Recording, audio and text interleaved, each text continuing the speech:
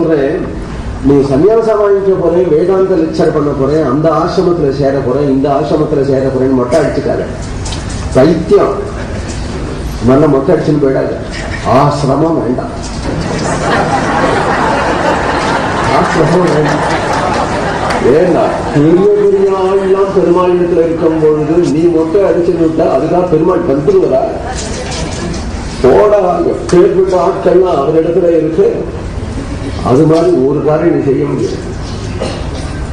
உபவாசம் பண்ணணுமானா ருக்குமாங்கதனை காட்டி நீ பண்ணிட போறியா?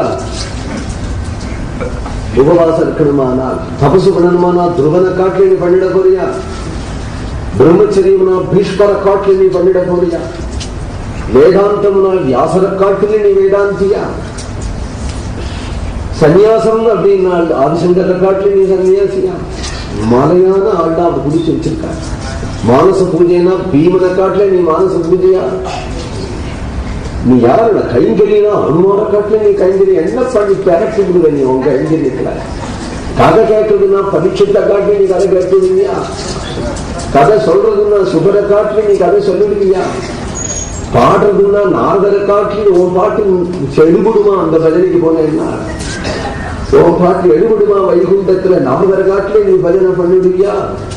மலவலையான ஆள்னா அவர் எதிரில் உட்காந்துருக்கா. அம்பி ஜாகிரதை, நீயும் ஒரு பக்தன் அந்த நிற்காத.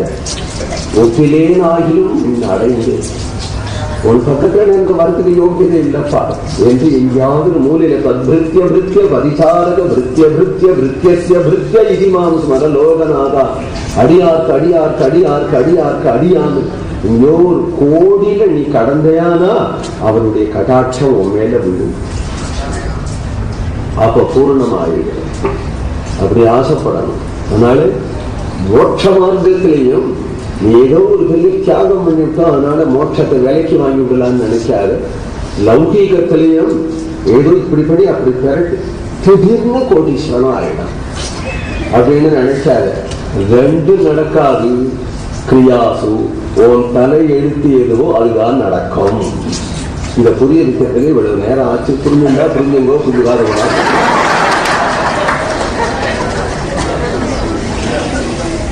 நான் ஒருத்தரையும் பர்சனலா சொல்லல, உபன்யாசம் பண்றேன். ஆனா ஒருத்தரும் கோச்சுக்காதீங்க. எங்கிட்ட கிரியா